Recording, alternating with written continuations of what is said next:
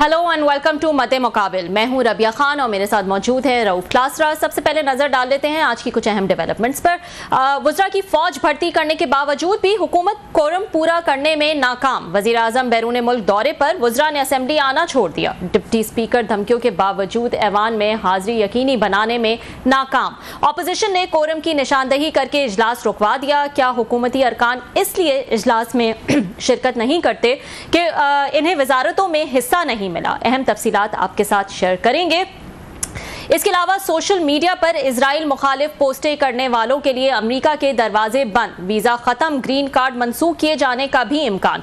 अमेरिकी इंतजामिया ने डोनाल्ड ट्रंप की मंजूर पॉलिसी नाफिज कर दी। इस पर तफसीलन बात करेंगे।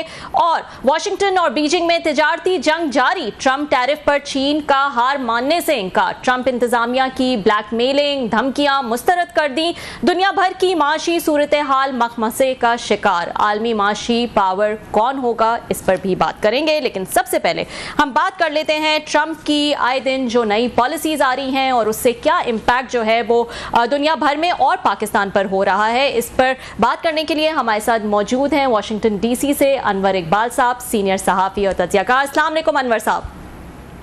वालेकुम अस्सलाम। अनवर साहब, thank you so much for joining. अब तो ये हाल हो गया है कि जो सोशल मीडिया यूजर्स हैं उनको भी संभल के रहना पड़ेगा और देखना होगा कि वो ट्रंप की नाराजगी का जो है वो शिकार ना हो जाए। अगर उनको वीज़ाज चाहिए या जो ऑलरेडी अमेरिका में हैं उनको वहाँ रहना है, क्या सिचुएशन है? क्या सिर्फ बाकी दुनिया ही परेशान है या अमरीकी भी इस वक्त परेशान है इन स्टेप्स को लेकर?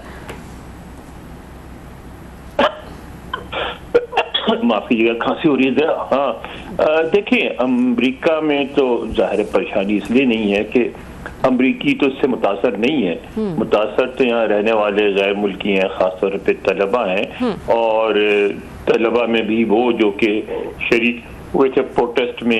यानी एक मैसेज है जो उन्होंने वाज़ेह तौर पे इलेक्शन से पहले ही दिया था डोनाल्ड ट्रंप ने, सदर बनने से पहले, कि अगर वो मुंतखब हो गए तो वो उनके खिलाफ एक्शन लिया जाएगा जो कि इन मुजाहरों में शरीक हो रहे हैं। और अब ये बात बिल्कुल वाज़ेह हो गई है। यानी सिर्फ यही नहीं कि मुसलमान तलबा के खिलाफ एक्शन हो रहा है, बल्कि ऐसे तलबा भी हैं जो ईसाई हैं, हिंदू हैं, इंडिया से आए थे और उन्होंने उन प्रोटेस्ट में हिस्सा लिया और उनको भी इसी तरह उनका वीज़ा भी टर्मिनेट कर दिया गया और उनको भी डिपोर्ट कर रहे हैं। तो ये तो यानी उसको एक लकीर बना लिया गया कि इस लकीर को जिसने भी क्रॉस किया है उसका वीज़ा कैंसिल हो जाएगा और उसको डिपोर्ट कर दिया जाएगा। अनवर साहब, आपने कहा कि जाहिर है अमरीकी जो है जो वहाँ पर हैं वो तो डायरेक्टली इम्पैक्ट नहीं हो रहे, इसलिए उनको तो फ़र्क नहीं पड़ता। लेकिन अमेरिका जिस चीज़ के लिए माना जाता था और जो फर्स्ट अमेंडमेंट में भी है उनकी कि अब जो आज़ादी राय को जो है वो सपोर्ट करता है, बिगेस्ट डेमोक्रेसी कहा जाता है, तो जिस डायरेक्शन में इस वक्त चला गया है अमेरिका या जा रहा है, उसको लेकर तो ज़रूर परेशानी होगी वहाँ पर।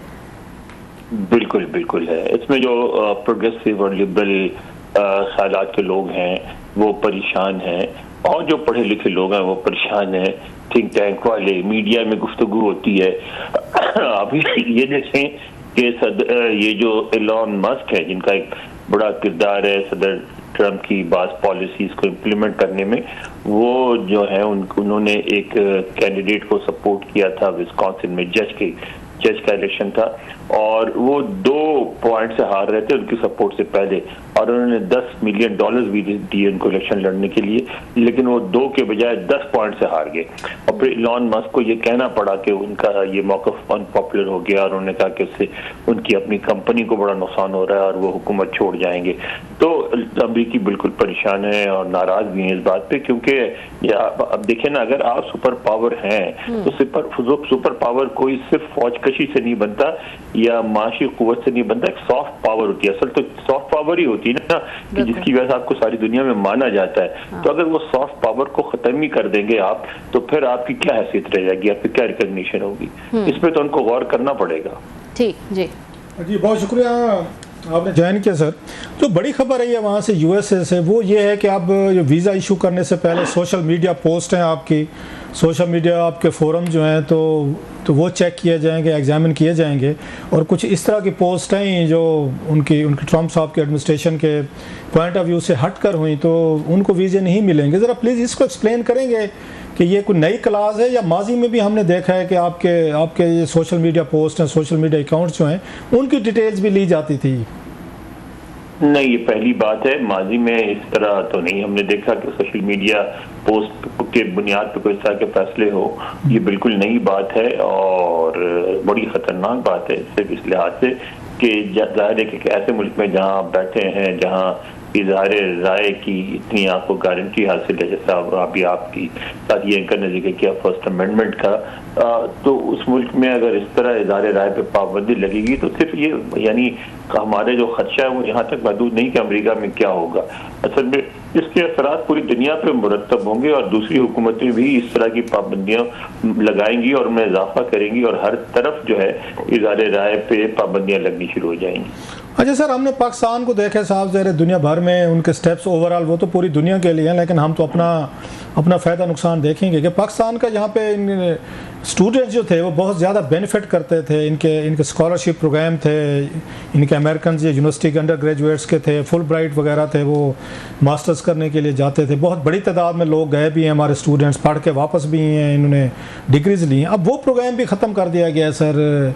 इसको मतलब वहाँ पे तो कोई इतनी बड़ी खबर नहीं होगी, हमारे लिए तो ये न्यूज़ है। और भी कोई इस तरह के स्टेप्स हैं जो इन द पाइपलाइन है सर?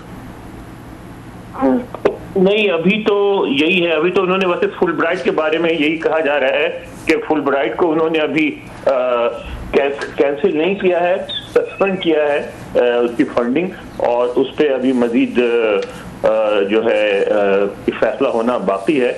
लेकिन एक जो अंडर ग्रेड प्रोग्राम था वो कैंसिल कर दिया। कुछ और प्रोग्राम जिसके तहत पाकिस्तानी स्कॉलर्स यहाँ आके मुख्तलिफ उसमें प्रोग्राम में पार्टिसिपेट करते थे, यहाँ कोर्सेज अटेंड करते थे, वो भी कैंसिल कर दिया गया है। और सारा लगता यह है कि सारे की सारी पॉलिसी जो है, इवन एजुकेशन पॉलिसी भी जो है, वो सिर्फ और नफा और नुकसान की बुनियाद पर चलाई जा रही है। फिर वही मैं बात कहूँगा कि सॉफ्ट पावर वाली जो अमेरिका की सॉफ्ट पावर है उसकी परवाह नहीं की जा रही है। तो पाकिस्तानियों के लिए जाहिर है बहुत बड़े कंसर्न की बात है कि हमारे पाकिस्तान, आपको पता है कि सबसे ज्यादा फुल ब्राइट स्कॉलर्स पाकिस्तान से आते हैं एक इंडिविजुअल कंट्री के तौर पर, और पाकिस्तानियों की और जो आते हैं फुल ब्राइट स्कॉलर्स, उनका बड़ा यहाँ इम्पैक्ट होता है, बड़ी इज्जत है, बड़े पढ़े लिखे और ज़हीन स्टूडेंट माने जाते हैं। बड़ा उनका एक जो प्रोसेस है पूरा उनके सिलेक्शन का बड़ा मुश्किल है और उससे गुजर के आते हैं। तो वो अगर ये चीज़ें बंद हो तो पाकिस्तान का भी बहुत नुकसान होगा और बस समझता है अमेरिका के लिए भी कोई बहुत खुशाइन बात नहीं है ये। अच्छा सर, एक हमारी तनकीद रही है, हम अमेरिकन पॉलिसीज़ पर तनकीद तो कर रहे हैं। वर्ल्ड वॉर सेकंड के बाद ये समझा गया है कि अमेरिकन जो है ना, दुनिया का हर मुल्क जो है वो अमेरिका का हमसाया है, और अमेरिकन को ये राइट था वो जहाँ चाहें जब चाहें वो अपने विम्स पे, फैक्ट्स पे, वट वो उस पर इंटरवीन करते रहे और वो करते भी थे। ये हमारी शिकायतें भी थी कि दुनिया भर में सारा कंट्रोल जो है वो अमेरिका ने संभाला हुआ है और उनका बॉर्डर हर मुल्क के साथ लगता है। अब अगर अमेरिकन अपने आप को विड्रॉ कर रहे हैं, बड़ी जंगें भी लड़ी, उन पर बहुत सारे इल्ज़ामात भी लगे कि लाखों लोग मारे गए जंगों में, अगर आप अमेरिकन अपने आप को विड्रॉ करके अपने उसमें जा रहे हैं, अपने कॉन्टिनेंट तक महदूद करना चाहते हैं अपने बॉर्डर्स में, तो भी हम नाराज़ हैं, हम खुश नहीं हैं सर। देखिए ना, ये तो फैसला अमेरिका का है ना। अगर आप सुपर पावर रहना चाहते हैं तो आपको दुनिया में इन्वॉल्व रहना पड़ेगा, सुपर पावर का काम ही यही है। अगर सुपर पावर नहीं रहना चाहते तो एक अलग फैसला है। हाँ, और ये बात आपकी सही है कि दुनिया दोनों सूरतों में अमेरिका से नाराज है, वो इन्वॉल्व हो या इन्वॉल्व ना हो। तो ये तो है ना, ये तो शेर की सवारी है। तो पावर जो होती है, चाहे वो सुपर पावर हो कि नेचुरल पावर हो, तो वो तो शेर की सवारी होती है। आप उतने तो भी फंसते हैं, बैठे रहे तो भी फंसते हैं। अच्छा सर, एक लॉ ऑफ नेचर भी होता है कि जब कुछ स्पेस खाली होती है किसी भी चीज़ की, तो एक और पावर आती है उस स्पेस को फिल करती है। दुनिया भर की हम सिविलाइजेशनल हिस्ट्री, इंसानी हिस्ट्री देखें कि सुपर पावर्स आती रहती हैं, बनती रहती हैं, रिप्लेस करती रहती हैं। 19th सेंचुरी में कुछ और थे, 20th सेंचुरी भी हमने देखी, फिर अब 21st भी देख रहे हैं। अमेरिकन अपने आप को स्टेटस से हटा रहे हैं, जो नज़र भी आ रहा है, जो आप भी बात कह रहे हैं कि वो कहते हैं बस भाई साड़ी बस है, बस अब हमने बड़ा दुनिया को चला लिया, अब अपना हम घर हम चलाएंगे, हम अमीर होंगे, पैसे कमाएंगे। इनकी इस स्पेस जो खाली हो रही है, आपकी क्या रीडिंग है? क्या लगता है कि इस स्पेस को कौन सा ये मुल्क इसको फिल कर सकते हैं? जितना अमेरिकन प्रेजेंस हमें दुनिया भर में नज़र आती थी, हर दुनिया के हर मुल्क के साथ बॉर्डर लगता था उनका, कोई और ऐसा है ये जो ये गैप आ रहा है, इस गैप को कौन फिल कर सकते हैं? रशियंस करेंगे, चाइनीज़ करेंगे? इतना इनमें क्लाउड टेक्नोलॉजी रिसोर्सेज हैं, मतलब आई एम बिट कंफ्यूज कि अमेरिका अगर नहीं रहता इस पर सुपर पावर के स्टेटस पे, देन हु विल बी? देखें, आज से बहुत साल पहले 9/11 के फौरन बाद ही स्टेट डिपार्टमेंट ने इस पर एक बड़ा सेमिनार किया था और उसमें उन्होंने एक बात अब कही थी जो मैं समझता हूँ कि अब वो सही दुरुस्त होती नजर आ रही है। उसमें उन्होंने ये कहा था कि आने वाली दुनिया में अमेरिका फिर भी नंबर 1 होगा माशी इस्तेहकाम और फौजी ताकत के लिहाज से, लेकिन आने वाली दुनिया जो है वो मल्टीपोलर होगी, यूनिपोलर नहीं होगी। उसमें कोई एक सुपर पावर नहीं होगा बल्कि रीजनल पावर्स होंगे और उनको इग्नोर नहीं किया जा सकेगा। और उसमें उन्होंने कुछ मुल्कों के नाम लिए थे, चाइना का लिया था, उन्होंने इंडिया का लिया था, उन्होंने ब्राजील का लिया था, साउथ अफ्रीका का लिया था, इंडोनेशिया का लिया था, जापान का लिया था। कहते ये ममालिक हैं, यूरोपीय ममालिक थे जिनका असर रसूख बढ़ेगा दुनिया में और दुनिया के बहुत सारे फैसले करते हुए आपको उस खित्ते में, जिस खित्ते में आप जो कुछ भी करने लगे हैं, उस खित्ते की जो रीजनल पावर होगी उससे मशवरा करना पड़ेगा। अब बज़ाहिर लगता है कि यही होगा। अच्छा, एक और खबर आ रही थी सर, आपने भी देखी होगी कि ट्रम्प साहब ने ऑल ऑफ सडन 90 डेज के लिए टैरिफ जो उनके वो थे स्टेप्स थे, उन्होंने उनको सस्पेंड कर दिया। सर व्हाट हैपेंड कि 90 दिन के लिए क्यों, क्या हुआ फिर, क्या वजह बनी है सर कि अपने उन्होंने ऑर्डर को उन्होंने सस्पेंड कर दिया 90 दिन के लिए जो टैरिफ लगाए गए थे दुनिया भर पे? देखिए, इनके जो ट्रेजरी सेक्रेटरी हैं उन्होंने इसकी वजाहत की थी फौरन बाद। उसमें उन्होंने ये कहा था कि सदर ट्रंप की स्ट्रेटजी यही है, वो पहले एक मेजर लेते हैं और उसके बाद स्पेस छोड़ते हैं नेगोशिएशन के लिए। और अब जो है, अब असल सही जो हमारा जो असल प्रोग्राम है जिस पे हम स्टिक करेंगे वो सामने आया है और अब हम उसकी बेस पे दुनिया से नेगोशिएट करेंगे कि और टैरिफ केस पे जो मतलब ये जो ट्रेड इम्बैलेंस है अमेरिका और दूसरे मुल्कों का, इस पे आगे बात करो। तो मैं भी आपके आपके प्रोग्राम में भी मैंने ये कहा था कि उनका ये तरीका रहा, उनको जब वो तिजारत करते थे जब भी ये कहा जाता था कि अगर उन्होंने 3 बिल्डिंग्स पे कंस्ट्रक्शन करनी थी और एक जगह करनी थी तो वो 3 की बात करते थे और आखिर में कहते थे भाई ये 2 तो चलो छोड़ दो, इसकी फिर बाद में बात करेंगे, तीसरे पे इतने में डील कर लो। तो ये मेरा ख्याल है कि उनका ये तरीका रहा है। पहले दौर में भी अपनी जो दौर हुकूमत था उसमें भी उन्होंने इस तरह किया था कि वो पहले बहुत बड़ी एक बात कर देते हैं जिससे एक हंगामा हो जाता है और उसके बाद फिर वो असल डील ऑफर करते हैं, फिर उस पर बातचीत करते हैं। अच्छा, लास्टली सर, लास्ट क्वेश्चन, खबर आ रही थी पाकिस्तान के जो मेडिकल एजुकेशन को जो रेगुलेट करते हैं कि इस वक्त 1000 पाकिस्तानी डॉक्टर जो है ना उन्हें रेजिडेंसी लिया वहाँ पे या वहाँ पे यहाँ से वो शिफ्ट हुए अमेरिकन मेडिकल सिस्टम में दाखिल हुए हैं और बड़े बड़े यहाँ से मेडिकल कॉलेजेस के नाम आ रहे थे, उसमें KE आ रहे थे, बाकी हैं। तो इसको आप कैसे देखते हैं कि ये should we call it our मतलब ब्रेन ड्रेन, या हमारे डॉक्टर जाएंगे ज़्यादा क्वालिफाइड होंगे, वापस उन्होंने आना नहीं होता? और यहाँ पे एक एतराज़ ये भी आ रहा है कि जितने भी सरकारी ये मेडिकल कॉलेज है, मेरी अपनी भी फैमिली में हैं डॉक्टर्स हैं, लिहाजा कोई डॉक्टर सुन के नाराज़ ना हो, तो ये जो जितने भी ये यहाँ से ये डॉक्टर पढ़ते हैं उन पर बहुत सारा पैसा लगता है सर। और अगर आप प्राइवेट में पढ़ाएं तो साल के 20-25 लाख रुपए तो फीसें लेते हैं, डोनेशन अलहदा लेते हैं। तो सरकारी जो हमारे मेडिकल कॉलेजेस हैं इस पे आवाम का, हुकूमत का, उनको डॉक्टर बनाने पे बहुत सारा पैसा लगता है। All of sudden they migrate to USA या अदर यूरोपियन, सऊदी अरब या UK। How do you see that sir? इसको आप कैसे देखते हैं? अगरचे बहुत सारे लोग कहते हैं डॉक्टर्स की बेचारों की इज्जत नहीं रही, ना नौकरियाँ हैं तो ना उनकी अच्छी तनख्वाहें हैं, सो दे गो फॉर गुड मतलब फ्यूचर। तो आपका तो डॉक्टर्स का वहाँ से रब्ता रहता है sir, how do you see that? इस पर त्यासा साहब बेनज़ीर भुट्टो जब वज़ीर आज़म बनी थी पहली दफ़ा तो उन्होंने एक तजवीज़ पेश की थी और उस तजवीज़ को सीरियसली नहीं लिया गया। उन्होंने ये कहा था कि हम बहुत सारे लोगों को भेजते हैं, स्कॉलरशिप पे भेजते हैं, वो वहाँ वो जाते हैं और पढ़ के वहाँ रह जाते हैं और इसलिए रह जाते हैं कि हमारी मईशत में इतनी ताकत नहीं है, हम सारे पढ़े लिखे लोगों को मुनासिब जॉब नहीं दे सकते, उनको बेहतर जॉब मिल जाती हैं अमेरिका में, यूरोप में, मिडिल ईस्ट में, और वो वहाँ चले जाते हैं।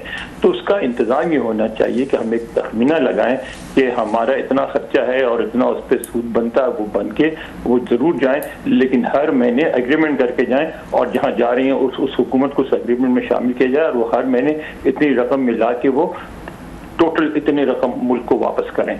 लेकिन उस पर हंगामा हो गया, नहीं नहीं नहीं फिर तो लोग आएंगे नहीं, वो नहीं होगा, तो वो फिर तजवीज़ रहेगी। हालांकि मैं समझता हूँ बड़ी मुनासिब तजवीज़ थी, क्योंकि लोग तो जाएंगे, आपकी मईशत कमज़ोर होगी, लोग बाहर जाएंगे और आपका सारा पैसा डूब जाता है। तो आपको एक सिस्टम बनाना चाहिए जिसके तहत कि मैं यहाँ डॉक्टर से यही बात करता हूँ कि जी आप तो ठीक है, आप बड़ी बड़ी बातें करते हैं और करना चाहिए, आपकी बड़ी अचीवमेंट है माशाल्लाह, लेकिन ये भूल जाते हैं कि आप $2 $3 महीने के दे के आपने तालीम हासिल की जो दुनिया में कहीं नहीं होता, तो उसके बदले आपको मुल्क के लिए भी तो कुछ करना चाहिए।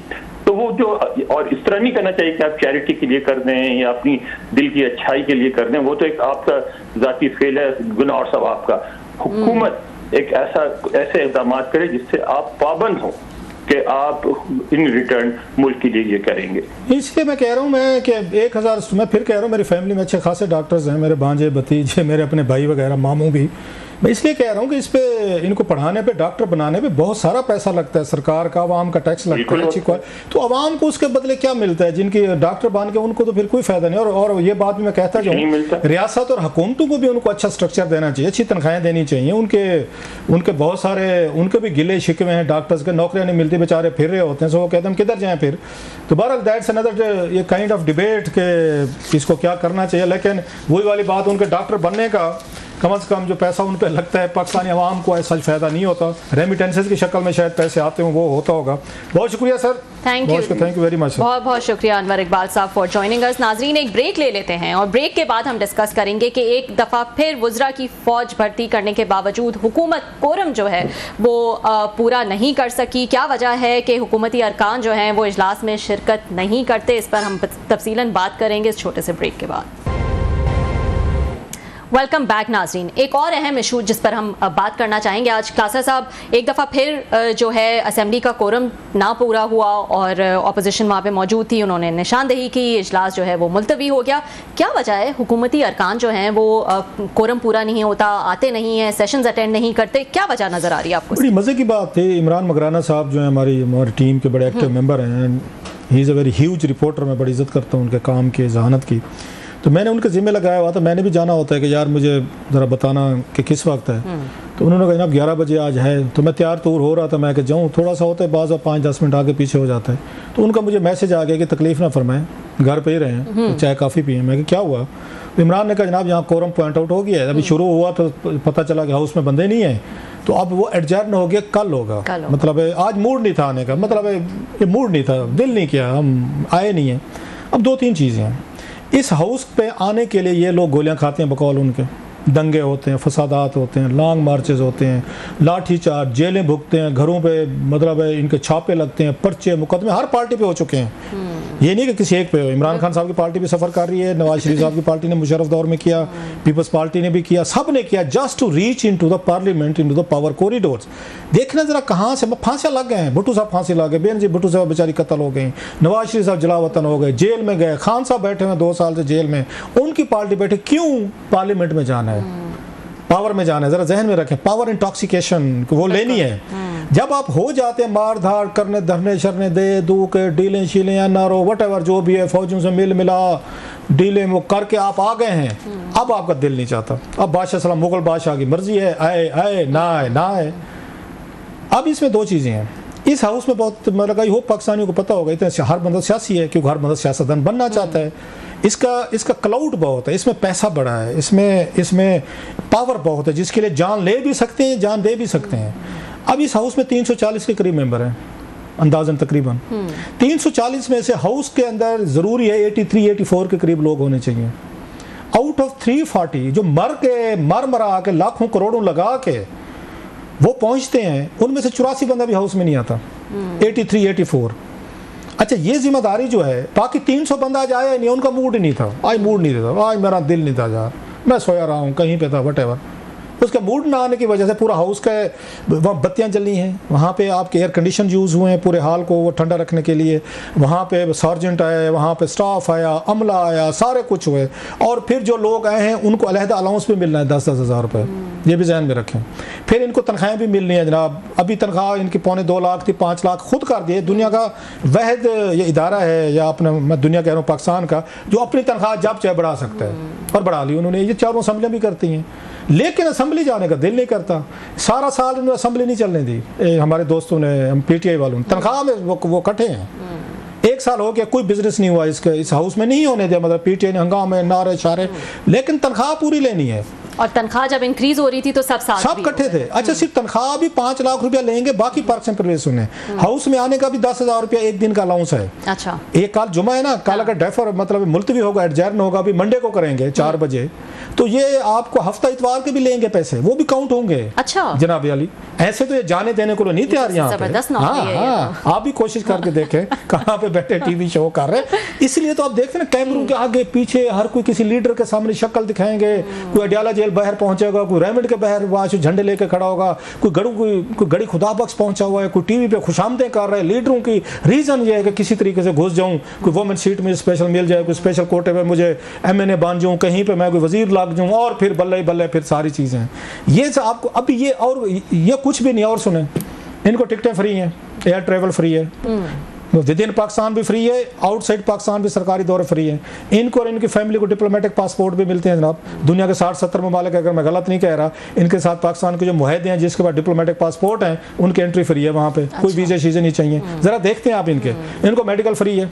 अगर चेयरमैन स्टैंडिंग कमेटी जो कि बहुत सारे होते पार्लियामेंट्री कमेटीज़ को, इनको गाड़ी फ्री है, पेट्रोल फ्री है, और इनको स्टाफ भी मिलता है। अपोजिशन लीडर हैं तो आपको अलहदा बजट है। सो अच्छा, फिर आपको डिप्टी कमिश्नर लगवाते हैं, फिर इसके बाद आप मतलब असिस्टेंट कमिश्नर, थाना कचहरी, पटवारी छटवारी, DPO DCO सारे आपकी मर्जी पर लगते हैं। इलाका आप कंट्रोल करते हैं, फिर आप ही भगवान है, अपनी भगवान है। बात यहाँ तक खत्म नहीं आती, आप दूसरी साइड पे आ जाएं। अभी मिफ्ता इस्माइल साहब ने फरमाया था जनाब 570 अरब रुपए रखे गए तरक्याती फंड के नाम पे, और उस पर शायद खकान अब्बासी साहब ने तड़का लगाया। उन्होंने कहा 30% इसमें कमीशन खाते हैं। मैं सबकी नहीं बात कर रहा हूँ, अच्छे ईमानदार MNAs भी होते होंगे। 30% का क्या मतलब है कमीशन का? 150 बिलियन रुपीस इन लोगों की जेब में जा रहा है। ये सब पार्लियामेंट, ये तमाम पार्टीज के हैं। 150 बिलियन रुपीस भी इन्होंने लेना है। इन्होंने तनख्वाहें भी लेनी है, पर्क्स भी लेने हैं, प्रिविलेज भी लेने हैं, डिप्लोमेटिक पासपोर्ट, अपने ट्रैवल सब कुछ लेने हैं। हाउस में दिल नहीं कर रहा यार, कल देखेंगे यार, चाय कॉफी पी लें घर पे। आज घर बैठते हैं यार, बच्चा जिद कर रहा है, चलें जाते हैं, थोड़ी आउटिंग करते हैं, कहीं पे जाते हैं। हाउस में आज एक बंदे, मतलब आपका कोरम पूरा नहीं हुआ, चले हुकूमती मान लिया, हुकूमत की जिम्मेदारी है। मैं आज किसी शो में था, उन्होंने कहा हुकूमत की जिम्मेदारी, मैं बिल्कुल ठीक है। ये तनख्वाह नहीं लेते अपोजिशन वाले। आज सबसे बड़ा मौका था, हुकूमत के बंदे पूरे नहीं है। ओ भाई, आप तो 120 है ना तकरीबन। आज आपके पास एक फील्ड है, था खाली मैदान था, वो कहते मैदान भी है, घोड़ा भी है, तलवार भी है। आज तो ना घोड़ा था ना तलवार थी, आज मैदान था। तलवार लेके मतलब मैं अलामती तौर सियासी की बात कर रहा हूँ। आज तो मैदान खाली था, आप अपना कोरम पूरे करते, हुकूमत कोई थे नहीं, 2-4 बिल आप वहाँ पे काउंटिंग करवा के हुकूमत को एम्बेरस करते। अब पोजीशन भी नहीं आ रही, आपने पैसे नहीं लेने, आप तनख्वाह नहीं ले रहे, आप तो हुकूमत को अकाउंटेबल करने। आपको तो सबसे पहले, मतलब मैं अगर हूँ, मैं तो 9 बजे जाके बेंच पकड़ के बैठा हूँ कि 10 बजे इजलास होने, मैंने हुकूमत की ठुकाई कर रही, मैं तो फलां चीजें बतानी। वो कहते नहीं, हम तो नहीं आते, हुकूमत पूरी करे। उल्टा कोरम की निशानदेही अपोजिशन करके निकल जाती है, बंदे पूरे नहीं है, हुकूमत एम्बेरस हो गया। हुकूमत कहती है होते रहे जो भी डैम किया। ओ भाई, आप भी तो गए हैं ना, आप भी तो लड़ मार के यहाँ से गोलियां खा खू के पहुंचे हैं ना, सरों पे कफन बांध के, जनाजों के हमारे पढ़ लेना, आपने तो भुगते है ना, आंसू कैसे खाई है। आप कहते हैं, हम नहीं कहते। कोई अपोजिशन से खड़ा हो जाता है कि जनाब हाउस में 84 बंदा नहीं है, बंद करें, और स्पीकर साहब की मजबूरी है, वो काउंट करवा दे, पता चलता है 70-80 बंदा, 3-4 बंदे नहीं है। अच्छा, वैसे ये ज्यादातर ऑपोजिशन में होते हैं, तो फिर भी इनकी जो हाजिरी है उसका नंबर जो है वो फिर भी बेहतर होता है एज कम्पेयर टू। आज वो भी नहीं थे ना, आज तो वो भी नहीं थे। वो भी नहीं है ना। आप टफ टाइम दें, आप तो 84 बंदा पूरा कर लें। आप कहें हम चलाते हैं हाउस को, आज हम बैठ के अपनी मर्जी का एजेंडा सेट करेंगे, मौका होता है। आप खुद पॉइंट आउट करके निकल जाते हैं, क्योंकि तनख्वाह तो मिल रही है, आपको पैसे नहीं कटते। एक साइड, अब हुकूमत की साइड देख लें, वो ये कहते हैं, MNA से पूछें 3 चीज़ें होती हैं। अब उनकी भी एक साइड है तो स्टोरी है। वो कहते हैं जनाब, ये अगर हमारे जो बादशाह सलामत आते हैं, मुगल हमारे बादशाह आते हैं, वज़ीर आज़म आते हैं, ये खुद, जब मैं वज़ीर आज़म की बात कर रहा हूँ, नवाज शरीफ साहब, मैं बार बार एक बात कहता हूँ, वो 400 दिन इस मुल्क से बहर रहे हैं एज ए प्राइम मिनिस्टर के तौर पर, दौरे के 122 दौरे किए, 4 साल, मतलब 400 दिन मुल्क का वज़ीर आज़म इस मुल्क में नहीं है, दौरे कर रहा है। 8 महीने वो उसमें पार्लियामेंट में नहीं गए, 6 महीने कैबिनेट का इजलास नहीं हुआ, 1 साल सेनेट में नहीं गए। निकाले गए तो पूछते थे मुझे क्यों निकाला। ओ भाई, आप तो पार्लियामेंट जाते नहीं थे, आपको दिलचस्पी नहीं थी, आपने क्या करना था। उसके बाद इमरान खान साहब आ गए, उन्होंने कहा बिल्कुल ठीक है, मैं क्या करने जाऊँ, मेरा क्या काम है। 5 महीने 6 महीने वो नहीं जाते थे, उनकी बात करें तो नाराज हो जाती है कौम। लीडर ही एक मिला था, किसी के साथ बैठना ही पसंद नहीं करते, वो क्या जाएंगे। वो कहते मैं क्यों जो इनके साथ में शेयर करूँ। उसके बाद शहबाज शरीफ साहब ने दिलचस्प काम किया। I am his fan. अच्छा, कमाल तरीका है उनका, स्टाइल है बादशाह। जब अपोजिशन में थे उस वक्त उन्होंने जनाब वो नैब के उस तहत में थे, 16 बिलियन रुपीस मनी लॉन्ड्रिंग वाला केस चल रहा था उन पर, वो भी और हमजा साहब भी जेल में थे, रोला पड़ जाता था प्रोडक्शन ऑर्डर जारी करें। ये असद कैसर साहब का क्रेडिट है इमरान खान साहब की हुकूमत का कि वो इनको प्रोड्यूस करते थे। उस वक्त इनकी हाजिरी जो है 80% थी जब जेल में थे। 80% से ज्यादा इनकी हाजिरी थी। कौमी असम्बली में आते थे, सुनाते थे कि मेरे साथ क्या क्या जुल्म ज्यादती हो रही है। जो ही वजीर आजम बनते गए जनाब उसके बाद हाजिरी 15-20% का, वो भी नहीं जाते। जब आपके वजीर आजम ही नहीं जाते तो वो क्यों जाए? सिर्फ वोट लेने के लिए, मतलब वजीर आजम का वोट लेने के लिए आप अंदर जाते हैं। फिर MNAs और कहते हैं इन्होंने अभी एक ये वजीरों की फौज बनाई है। मैंने उस वक्त कहा था उस दिन आप प्रोग्राम निकाल लें, मैं क्या बना रहे हैं ना, एक कोरम के मसले पूरे हो जाएंगे। वो कहेंगे जाए जिनको वजीर बनाया है ना उनको कहें कोरम पूरा करें। ये अब नवाज लीग के या पीपल्स पार्टी वाले तो खैर वो इसमें वजारत के दौर में नहीं थे, वो भी गए भाई आपने तो कनालों पे आपने मसला उठाना था ना, तो आप आ जाते। तो जनाब नवाज लीग वाले नाराज हैं कि जनाब के आपने दूसरों को ये वजीर बनाया है। अच्छा ये है यस आपको नजर आ गया है, नजर आ रहा है, एक क्लियर है। नहीं आए, वो नहीं आए, हम नहीं आते, फिर भुगते हाउस चलाएं, फिर एम्बैरेसमेंट फेस करें। उसके बाद वो ये पीपल्स पार्टी वाले कहते हैं ये हमारा तो काम ही नहीं, हम तो हुकूमत में नहीं है। हाँ। अच्छा वो PTI वाले कहते हैं हम तो 1 साल से जब तक खान साहब रिहा नहीं होगा हम तनख्वाहें लेंगे, पर्स प्रिविलेज लेंगे, हम तो नहीं शामिल होते। सो तीनों जनाब अल्लाह के फजल से ये कौम ने नुमाइंदे चुन के ये लीडरान जो है आपने भेजे हैं, वो जनाब वो पैसे भी पर्स प्रिविलेज भी लेंगे, पैसे भी लेंगे, जेल हाजिर सब नहीं लगाते, अक्सरियत का मतलब है वो सब कुछ करेंगे। लेकिन आज मूड नहीं था हमारा। कल देखेंगे जुमे का दिन है जनाब, मूड बन गया तो हम आ जाएंगे, नहीं तो जनाब हम नहीं आएंगे। Very unfortunate. और पिछले ही महीने जो है डिप्टी स्पीकर जो है उन्होंने खत भी लिख दिया था कि ये जो है कोरम पूरा नहीं होता है इजलास का। एक ब्रेक ले लेते हैं नाजरीन, और ब्रेक के बाद हम डिस्कस करेंगे जो इस वक्त तिजारती जंग जारी कर दी है अमेरिका ने, उसका क्या फ्यूचर नजर आ रहा है। See you after short break. Welcome back नाजरीन। बात कर लेते हैं एक और अहम टॉपिक पे जहां अमेरिका की वजह से जो है वो एक तिजारती जंग जारी हो चुकी है, और ट्रंप इंतज़ामिया ने जो टैरिफ्स अनाउंस किए हैं उसमें वो काफ़ी सीरियस नज़र आ रहे हैं। चाइना को छोड़कर बाकी तमाम जो टैरिफ्स हैं उसको उन्होंने 90 डेज़ के लिए हॉल्ट किया हुआ है, अभी मनसूख किया हुआ है। लेकिन चाइना से जो वॉर जारी है उस पर हम पर्टिकुलरली बात करेंगे। हमारे साथ बीजिंग से मौजूद हैं ऑन शराजी साहब, सीनियर जर्नलिस्ट हैं, इनसे बात करते हैं। बीजिंग में मौजूद हैं ये इस वक्त। अस्सलाम वालेकुम Sharaji sahab, and thank you so much for joining. जी वालेकुम सलाम, बहुत शुक्रिया जी। शराजी साहब, आप क्योंकि वहां पर बीजिंग में इस वक्त मौजूद हैं, आप हमें बेहतर बता सकते हैं क्या ओवरऑल फील है इस वक्त ट्रंप इंतजामिया ने जो ये रीसेंट स्टेप्स लिए हैं इसको लेकर?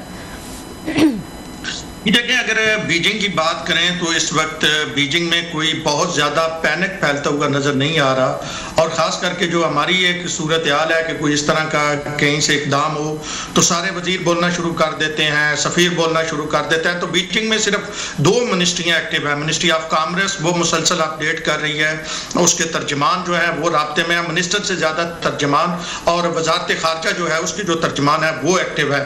सदर शी तो यूजुअल उनके 1-2 इस हवाले से आए हैं, लेकिन ये 2 मिनिस्ट्री एक्टिव हैं। बाकी लोग इस अंदाज में बीजिंग में और बाकी चाइना में काम हो रहा है कि जैसे कोई बड़ी बात हुई ही नहीं है, कोई मतलब जैसे रूटीन में मामलात पहले चल रहे होते थे ऐसे ही चल रहे हैं। तो बहरहाल बीजिंग में हालात तो पुरसकून है, लेकिन हमारी जो हुकूमती हुकाम से बात हो रही है वो यकीनी तौर पर इस हवाले से अपने रिजर्वेशंस रखते हैं, और उन्होंने इस हवाले से इकदाम भी उठाए हैं। और जो रिसेंट 84% तक टैरिफ जो चाइना लेके गया है, तो इस हवाले से जब हमने ये पूछा कि आया चाइना मजीद टैरिफ भी बढ़ा सकता है, तो हमें ये बताया गया कि इसका जो दारोमदार होगा ये यूएस की जानिब से मजीद क्या इकदाम उठाए जाते हैं, क्योंकि इस वक्त यूएस ने आइसोलेट कर दिया चाइना को। बाकी जितने भी ममालिक पे उसने टैरिफ लगाया था वो 3 माह के लिए डेफर किया। तो ये ऐसे लग रहा है कि चाइना स्पेसिफिक एक ट्रंप एडमिनिस्ट्रेशन का कदम था, जो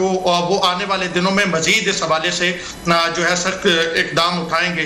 तो एक तरफ ये टैरिफ बढ़ रहा है, दूसरी तरफ जो मुख्तलिफ किस्म के दीगर इकदाम हैं जो ट्रंप एडमिनिस्ट्रेशन उठा रही है। तो हुकूमत जो है चाइना की इस वक्त बड़ा क्लोजली इसको मॉनिटर कर रही है, और इस हवाले से जैसे जैसे ट्रंप एडमिनिस्ट्रेशन कोई कदम उठाएगी तो चाइना की जानिब से इसका जवाब आएगा। तो ऐसा लगता है कि वहाँ पे भी कोई ऐसे हालात हो सकते हैं कि कोई नेगोशिएशंस की जा सकें और कोई बातचीत की जा सके, और कोई दूसरे ममालिक जो हैं वो इसमें सालसी का किरदार जो है वो अदा कर सके, इस तरफ भी जा सकते हैं? ये एक हार्ड लाइन ही ली हुई है चाइना ने। देखिए, मैं अगर आपको बताऊं तो इस वक्त जो जीडीपी है यूएस की पूरी जीडीपी है वो 29 ट्रिलियन डॉलर की है, जबकि चाइना की 18.80 ट्रिलियन, यानी आप समझे कि 19 ट्रिलियन डॉलर की जो पूरी जीडीपी है। तो चाइना जो है वो अभी जीडीपी के हिसाब से यूएस से पीछे है, लेकिन अगर मजमूई तौर पे देखा जाए कि चाइना की एक्सपोर्ट यूएस को देखी जाए या दीगर ममालिक को देखी जाए तो चाइना इसमें यूएस से बढ़तरी हासिल किए हुए है।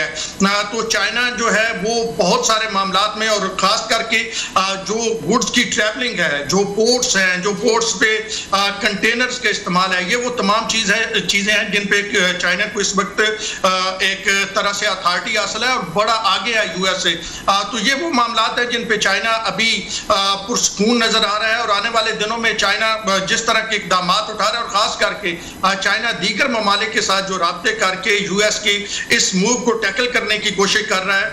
तो ये भी मुमकिन, यहाँ पे मेरी मुख्तलिफ जो माहिरीन माशियात से बात हुई है, उनका ये कहना है कि ये चाइना के लिए एक अपॉर्चुनिटी डोर जो है ये ओपन हो सकता है इस हवाले से। और यूएस जो दीगर ममालिक पे टैरिफ लगा रहा था, चाइना उन ममालिक के करीब होकर अपनी तिजारत को मजीद वसी कर सकता है। ठीक जी श्रेय साहब, बहुत शुक्रिया। आप बीजिंग में मौजूद हैं, लाइव आपसे हम अपडेट्स ले रहे हैं।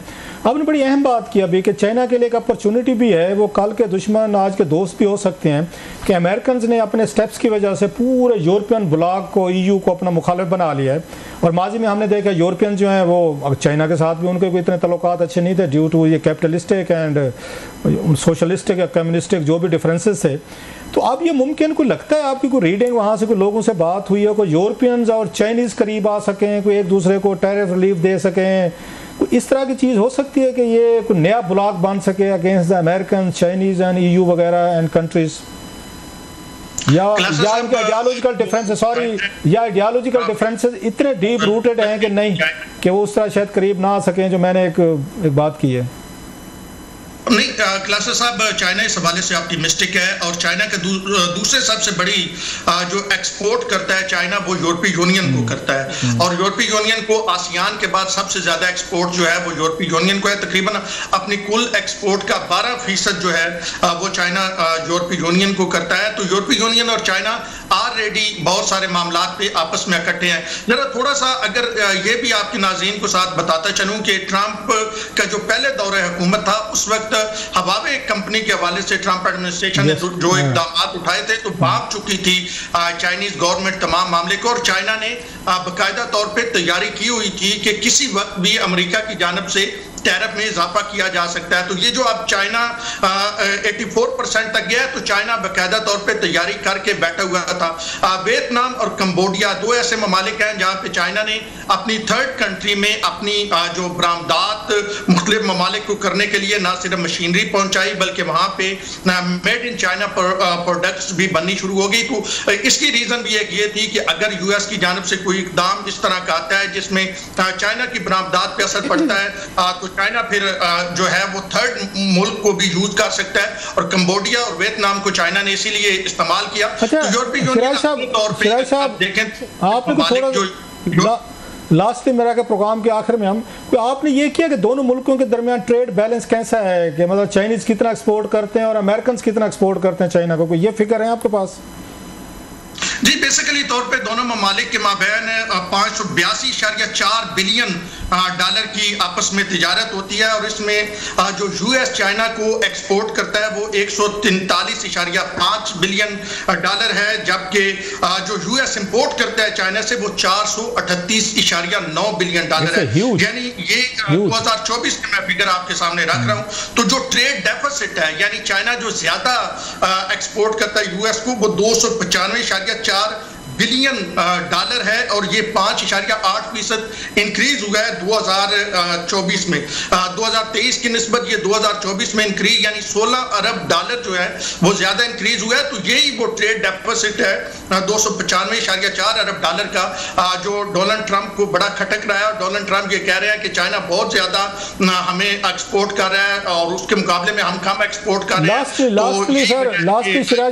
लास्टली माजी में भी हमने देखा कि चाइना और इनके इश्यूज होते थे, जैसे आपने भी एक बताया ट्रंप साहब की पहले एडमिनिस्ट्रेशन का टेलीफोन उस मोबाइल पे कोई डिप्लोमेटिक कुछ चैनल्स खुले हैं। माजी में हमने देखा था कि इस तरह की कोई जब कोई ट्रेड वार या अदरवाइज शुरू होती थी, कोई डिप्लोमेटिक चैनल भी खोले जाते थे। कोई इस तरह की वहाँ के मीडिया ने रिपोर्ट किया कि या अभी दोनों साइड जो हैं वो आई बाल टू आई बाल हैं, अभी वो कोई ऐसा कोई चांस नहीं है डिप्लोमेटिक कोई इनिशिएटिव का? अच्छा रऊफ साहब, यहाँ पे ऐसे कहें कि कम्युनिस्ट पार्टी की जिसकी हुकूमत है उसके जो जबान है वो डेली चाइना है। डेली चाइना में जो छपता है उनका अखबार है, तो समझे ये कम्युनिस्ट पार्टी की यही लाइन है जो वो ले रहे हैं।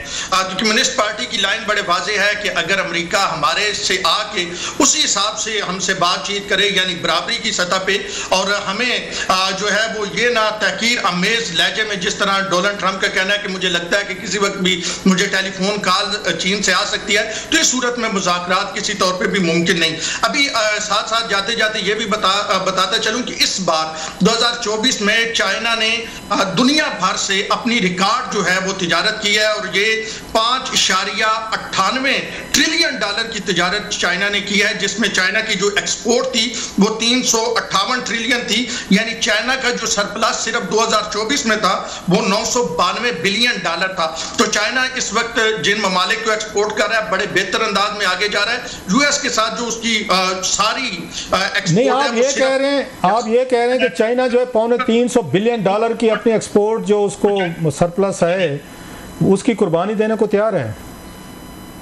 जी, चाइना की ये ख्याल है कि अगर वो इसकी कुर्बानी नहीं देते, ये इस मामले को वो डिफेंड नहीं करते या सामने अमेरिका के नहीं खड़े होते, तो बहुत सारे ऐसे दोस्त ममालिक हैं या ऐसे ब्लॉक्स बन रहे हैं, तो वो फिर चाइना पे रिलाई नहीं करेंगे। अब चाइना के लिए मौका है कि वो अपने मसल दिखाए, और यूएस की जो बायमी तजारत है चाइना का, जितना वो एक्सपोर्ट करता है वो 15% से भी चाइना कम लेके आ गया। इससे पहले 20% और 25% किसी दौर में था। तो चाइना आहिस्ता आहिस्ता 2018 के ट्रंप एडमिनिस्ट्रेशन ने जब ये हवावे वाला एक जो एडवेंचर किया, तो उसके बाद चाइना बिल्कुल अमेरिका के साथ जो अपनी एक्सपोर्ट है और वो बिल्कुल निचले लेवल पे ले आया है, और अभी 15% से भी कम पे खड़ा है। ठीक, बहुत बहुत शुक्रिया ओन शराजी साहब हमें ज्वाइन करने के लिए। इस वक्त जो इख्तिजारती जंग जारी है उस हवाले से बता रहे थे, बीजिंग से जो है वो हमें रिपोर्ट कर रहे थे। आज के लिए नाजरीन इतना ही, मंडे को आपसे दोबारा मुलाकात होगी।